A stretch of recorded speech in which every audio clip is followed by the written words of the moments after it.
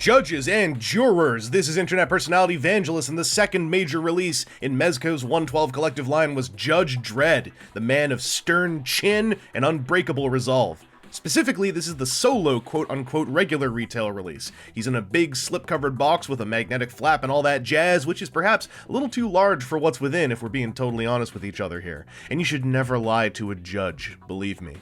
I'm also going to take a look at the solo quote-unquote regular retail release of Dredd's Lawmaster, a motorcycle that comes in a box that'd be large for a friggin' 1/6 scale piece.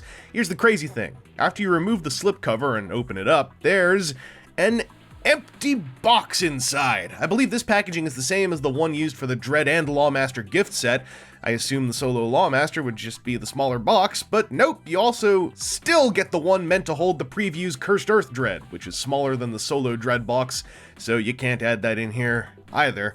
Man, this is actually too large for what's within. One of the best parts of Mezco's Dredd is the fact that all but one of his non-hand swap accessories can be stored on his costume. The knife has a sheath on the left boot, the Lawgiver has a holster on the right boot. The two grenades and extra ammo magazine have rings and a slot on the back of the rubbery tactical belt, and the day stick has a metal hoop to hang from. This is a very tight fit, and some folks have found it's simply too tight to work. Mine functions, but it is a cranky dickens to get the day stick back out of its spot on the belt. The handcuffs sadly have nowhere to store. On Dredd himself, at least. And what a 6-ish inch Dredd he is! This design was worked on in collaboration with modern Dredd artist Ben Wilshire, and there's no mistaking who it's supposed to be. The bodysuit has a leather-like texture, and the plastic pieces have all got fairly crisp sculpts that are brought out by darkening paint washes. Even the rubbery belt. The only real issues here are the zipper and the chain. I can live with the zipper and chain looking weirdly thick at this scale, but man, do I wish the chain was gold instead of silver to better match the badge. The head sculpt is darn tootin' Dredd, with a chin-full scowl and a non-removable helmet. The weird thing is, even though they're nigh impossible to see through the gradient-tinted visor, Dredd's got sculpted and painted eyes under there. Also, I feel like the helmet on mine was glued on a little skewed to one side. 112 Dredd's on a whole new buck, but it's still quite posable, or at least as posable as the Batman buck.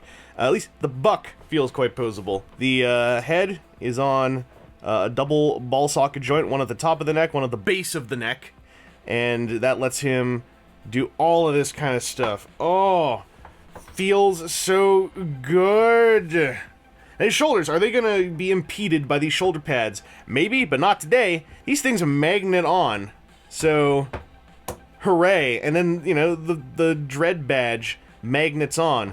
That's all super cool. The only thing about this that doesn't quite work right is the Dredd badge also likes to spin a whole lot. And you know what makes Judge Dredd look really stupid? An upside down badge. That's what. Anyway, he's got some waist and torso jointage, and with the outfit, he's still able to make use of them pretty decently. Not like a massive crunch, but just a little bit of crunch and lean backedness. There's some oval motion at the waist as well. It's quite solid feeling, and you know, it certainly isn't going like to Fig Arts degrees, but with this kind of bodysuit, I think it feels pretty darn good. There's also a ball socket rotator at the base of the shoulder, and then a universal shoulder joint. I believe double jointed, yeah, double jointed elbows, a wrist swivel, and then a hinge, so kind of Fig Arts style wrists. This guy's outfit, right, looks super cool. Looked I think a little cooler in pictures. When I got it in person, it's got this kind of, how do I put this? It's got a kind of scaling to it, where it doesn't quite become leather, and it more becomes, I wonder if any of this is going to start flaking off if I keep playing with the figure, and is it going to become, or is he going to get like smooth patches on his bodysuit? Something about this bodysuit doesn't feel quite as rough and tumble as I'd hoped, and it doesn't feel as imminently survivable for posability as I thought the Frank Miller suit felt. Like, you know, we'll see on that one as well, with it being all stitched. But this didn't quite feel as oomphy as I was hoping. Also, we're gonna get into some other weak stuff, which is everything below the waist, because he can move his hips forward like this, but the things it does to the bodysuit, like this is where I feel like I'm gonna start seeing the texture just cracking off. We'll find out. I might be completely wrong about this, and I hope I am, but it's a fear I have that, you know, it makes me not want to go too crazy posing this guy at the hips. Also, they can only go out that far because that's where his gusset lets him go. Like, you're gonna pop that gusset triangle if you yank any harder on that. And that's a little bit of a bummer. There is a thigh swivel. There is a double-jointed knee. That can go, inside the suit, and that's pretty cool to see. And I don't feel like I'm gonna, lose material either, because all this stuff is sculpted. His feet, now, they can rotate left and right. They are ostensibly supposed to be able to rock left and right and tilt forwards and backwards. Here's the forward-backward tilt. You can see a giant circular peg there, but that's about here to here. That sucks. And then as for the tilt, basically non-existent because of the sculpt. It doesn't account for the tilt at all. They tilt farther outwards than inwards, so he's better at spraining his ankle than standing flat-footed on the ground. Mezco's 112 Dredd is very decently posable. From the waist up, he's basically a lovely piece of action figure. It's the waist down, his limitations leave him unable to really get into, like, high action. One could argue, why would Dredd do more than walk and shoot people? Of course, but I really wish there was more down there, especially if he's sitting on a motorcycle. If I leave him in a display like this, the material has this particular feel. It just makes me worried about those wrinkles. And I wish that there was more outward stuff. End of the day, really, it's those friggin'... Oh yeah, there's a boot cut. But those friggin' ankles sour me so. I don't hate the figure, but it took me a while to get over that. We kind of ran through all the accessories at the start, but here they are again for posterity. What I'm really going to focus on right now are the hand swaps. The wrist pegs have got the same lovely balance of solidity and easy use that I found on the 112 Frank Miller Batman, so when you're tired of seeing the fists of Dredd, you can replace the right one with the pointing hand of Dredd. And when you're tired of that, you can replace it with the gun-holding hand of Dredd. This allows for trigger-touching gripping of Dredd's Lawgiver, which does totally have a removable magazine. See, I didn't call it a clip. Somebody give me brownie points. Somebody notice me. As for left-handed options, the fist can be replaced with a proper open hand. And if you want the left hand to do stuff, there's a sort of gripping hand. This works, sort of, for the grenades, but man does it suck at holding much else. If you want Dredd to wield his daystick or his boot knife, you're better off using the gun-holding hand. The lack of symmetrical options outside of the fist is a real bummer, as I could have used some gosh darn normal left and right gripping hands. It straight up sucks that almost all his weaponry can only be held in one of the right hands. At least this gets rectified down the road. But before we go down that road, let's look at the handcuffs. They're nicely sculpted with an etched eagle logo, properly painted with a shading wash, and fully jointed for all kinds of criminal restraint. The double joint in the center is a nice touch. Being a 112 collective release, Dredd's got the full-on logo stand treatment. It's got a foot peg, which I find oddly hard to make use of due to Dredd's brutally immobile ankles. He kind of just tips over a lot more than you might expect for a guy attached to a giant stand. However, you can swap that peg out for a big, clear, jointed armature. Happy day. Happy aerial pose day. Anyway, on to the Lawmaster. It includes a symmetrical pair of regular gripping hands. Thank friggin' Jiminy Cricket! These are mostly meant for gripping the bike's handlebars, but hey, guess what? They have other uses too. Kinda. They're not very good at them, unfortunately. The Lawmaster's also got a flip-open compartment in back specifically for the handcuffs. Sometimes they get stuck to the inside of the lid. But at least they finally have a home. And what a large home it is! The Lawmaster is enormous, taking on a modern-style design that's more of a two-wheeled tank than a speedy single-passenger motorcycle. It's got 3 pairs of cannons up front, mounted on a massive hunk of armor plating, and some of the widest rubberized wheels you'll ever see on a toy. The seat's got a rubberized feel as well, though that might be a psychosomatic thing brought on by the sculpted texture. I'm not really sure yet. There's also a kickstand, because sure, I guess a quote-unquote motorcycle could use a kickstand. It does hinder free-wheeled rolling when it's down, which is more than I expected from a plastic stick working against those massive tires.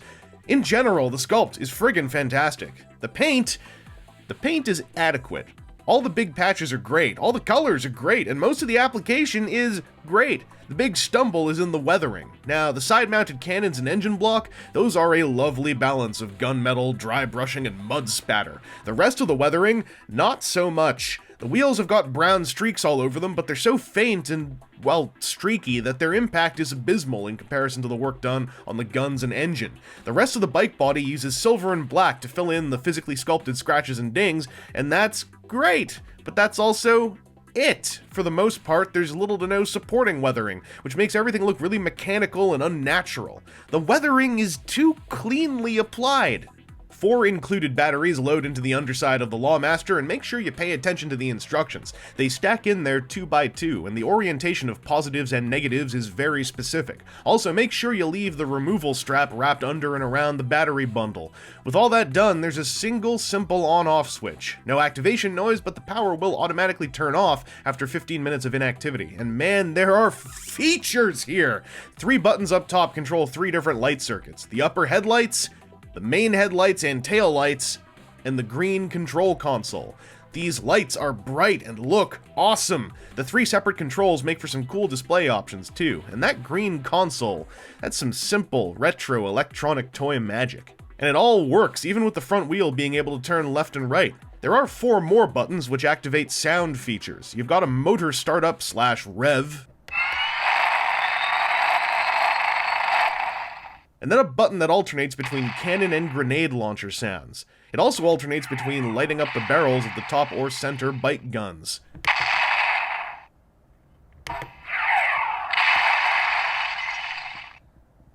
Flipping over to the other side, there's a motor wind out / gear change button.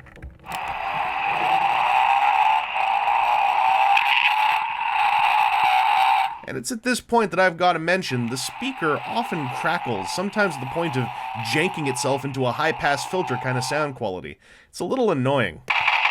The 4th SFX button is just a machine gun sound, which also lights up the bottom pair of gun barrels up front. But the big question that I probably should have answered first, can Dredd ride this bike? Yes, he can. It's not much of a battle to get him seated in place, though it is a small battle to keep his boots on their resting pegs and his butt firmly planted down on the seat. Yo, this looks real good. The bike is ridiculously large, but it all looks very intentional. As the second major release in the line, I wanted to see improvements across the board in 112 Collective Judge Dredd. Certainly, he's a nicely done figure, but he isn't the categorical step forward from Dark Knight Batman that I had hoped for. He's got a laundry list of pros, like his new body, his outfit, his accessory storage, his magnets. It's some of the cons that really bum me out. Like, I very much questioned the layout of the hand swap options in the solo Dredd package, and I can't believe how badly his ankle articulation turned out. The lower body in general is more limited than I'd have liked, but those non-functional tilts and rockers in his boots are just criminal. Now, I've reviewed Figuarts bikes and Kamen Riders before, they're at a similar scale, so let me say again, this bike is huge! Clearly built for war before speed, but it also covers for the weakness in Dredd's below-the-belt articulation, giving focus to his much stronger upper half when he's riding it. Is the bike essential to enjoying the Mezco Judge? Not necessarily, but it certainly includes answers to a large number of his standalone faults. Those faults are also greatly cushioned by the fact that Dredd remains one of the least expensive and most easily obtained 112 collective releases, by the end of 2016 anyway. The Lawmaster is an expensive add-on that does a ton to help him out, but as long as it's 125 American dollars, I think it remains entirely optional. Certainly, there's some bang for your friggin' buck. The lights are all excellent, but at that price, I really wish the speaker was of a higher quality. Anyway, this has been Internet Personality Vangelus, and the blue coloration of the previews exclusive Dredd stuff is really not my bag, so I doubt I'll be covering the poncho variant anytime soon. However, I will be covering another Dredd and Lawmaster, and that will be happening very time soon.